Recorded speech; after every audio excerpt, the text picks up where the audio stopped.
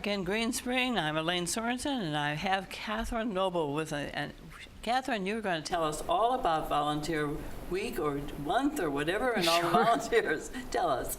So this week is National Volunteer Appreciation Week. So when you come on campus, you may have noticed the big sign that's right on the corner of Town Center, just saying thank you to our volunteers. We also have a nice sign right in front of Garden Ridge because we have many volunteers that do come to Garden Ridge, and we appreciate that. Well, both residents and off campus. Oh gosh, absolutely. So this week is just one of these weeks that we take some extra time to say thank you, because our volunteers do a great many things here on campus. It's really quite impressive, not just the amount of hours our volunteers accumulate through the year, but just all the individual services that they do.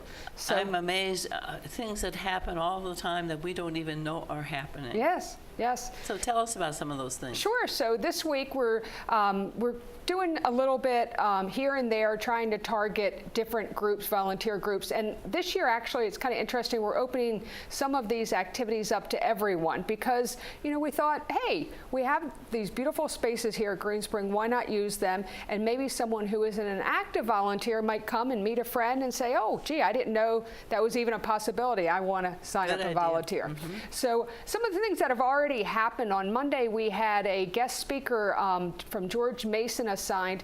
Her name is Dr. Patrice Winter, and she was coming to talk about healthy aging.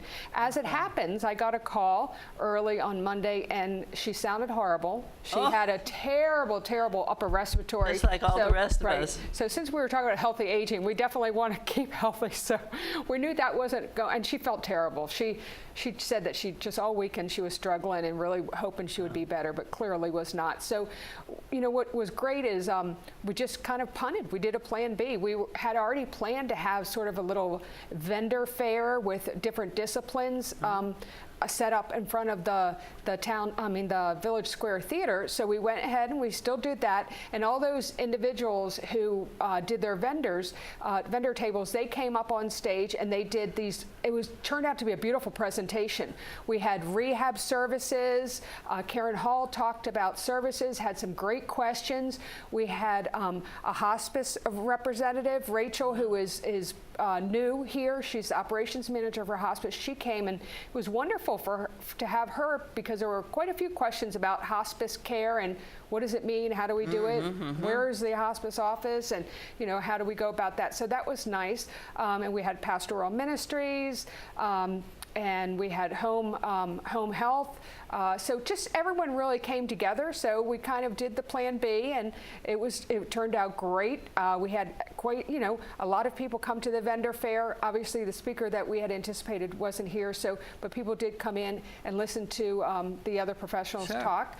And Dr. Patrice Winter will be rescheduled, and I'll get that date out as soon as she feels better. I told her, take time, feel better, don't rush. Oh, yes. Yeah. So yesterday we had a special event at Garden Ridge, which turned out beautiful. And those were for our Garden Ridge volunteers. The assistant administrator, Michael Worley, was there, and he spoke, and he actually opened up the curtains so people could see outside in the garden that isn't a garden anymore, because they're going to get ready to do all that construction. And he gave sort of an overview of that. But everybody likes to know about what's going on over there. Oh, it was really interesting. He was great at showing everyone. So, and it was just fun to thank those Garden Ridge volunteers. We had such an interesting mix of volunteers there. We had people that deliver mail to Garden Ridge. We had hospice volunteers there. We had people who do just one-on-one visits. We have people who are the ambassadors. We have people that helped with rehab. We have people that helped in the beauty salon. So it was just kind of an array of volunteers. So and how did those people get in touch with you to do those things? So they can just give me a call. My office, or come by. My office is on the second floor at Garden Ridge, and the best way to do it is to just, you know, come by, give a call. We'll make an appointment, and from there we talk about their interest. You know, everyone isn't interested in delivering mail.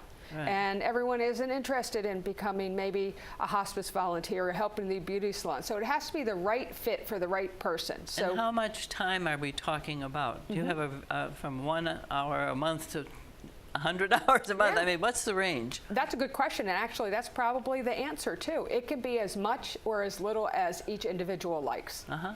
Really custom. I think for most of us, it's hard to make really, when you're aging in place, you don't want to let people down. Right. So you want to be sure that what you sign up for is what you can do. Yeah, absolutely. Today we're celebrating our pet volunteers, because we do have pet volunteers and their owners. So we're going to be, hopefully the skies will clear a little bit. I think it's supposed to. We're going to be at the Bark Park at 2 o'clock to just kind of have fun with the pets and have some treats and thank them. And then tomorrow, this is an event that's open to everyone, so I hope people will come. It is down at Hunters Crossing Conference Center, so we have a large space, and it's from 3:30 to 4:30, so you can come right before dinner.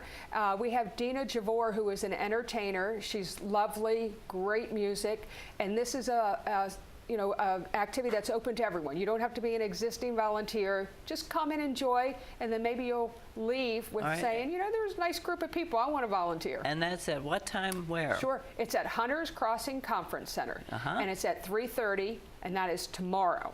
Okay. So we're excited about thanking our volunteers. We have a lot to be thankful for. I brought these bags, and I can show you. These are, we like to give little appreciation bags. I know volunteers are the first ones to say, well, we don't do this to get anything.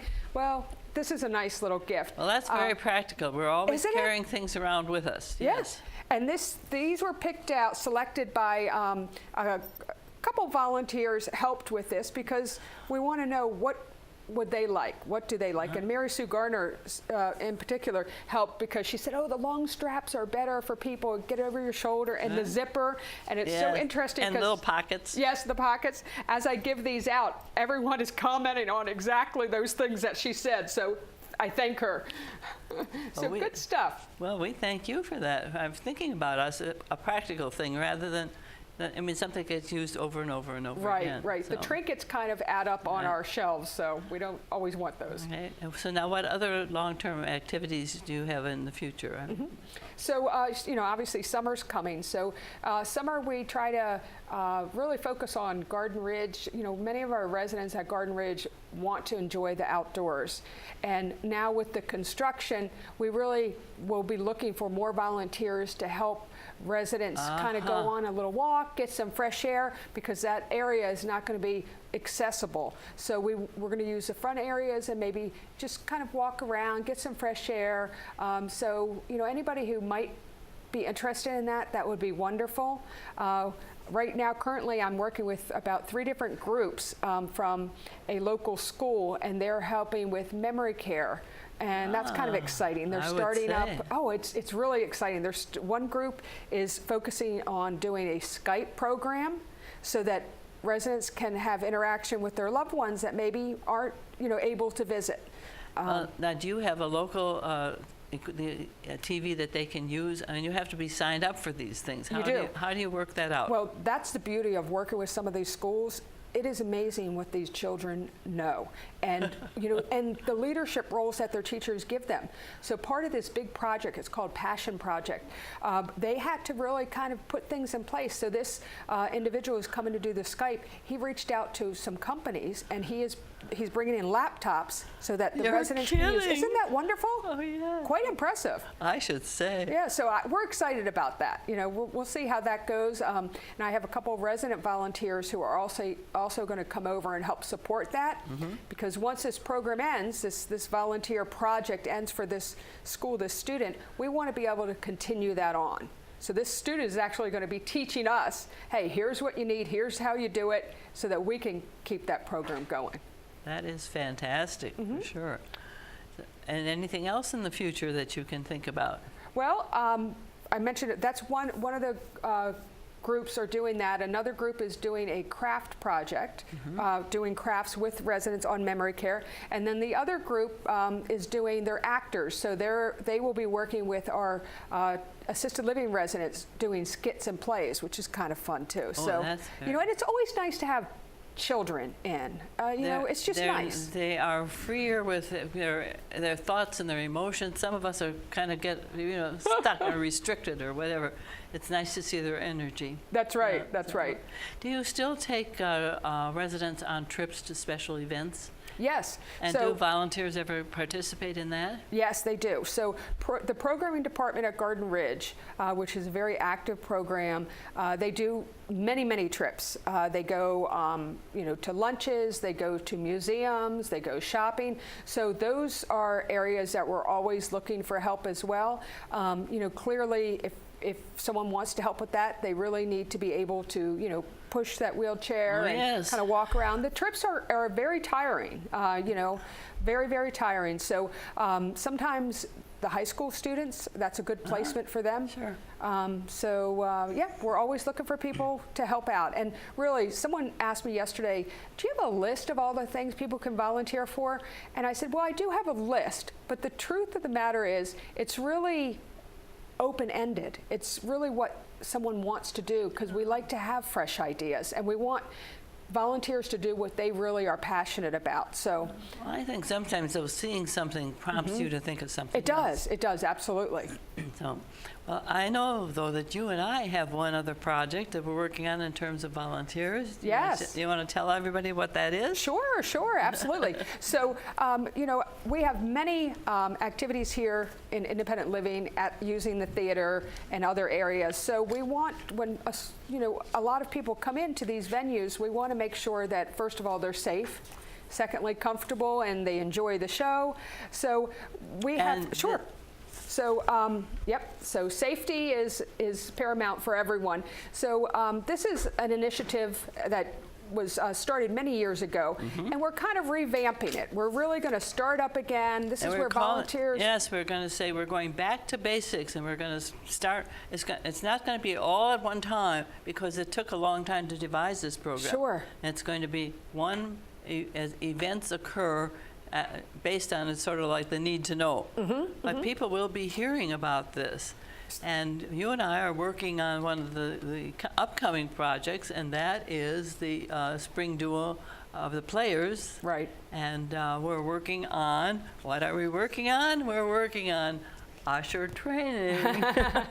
Which is very, very important. Yes, it is, because ushers are, as we age in place, we're finding out that more and more of our residents are using assistive devices, and that's no surprise. That's right, that's right.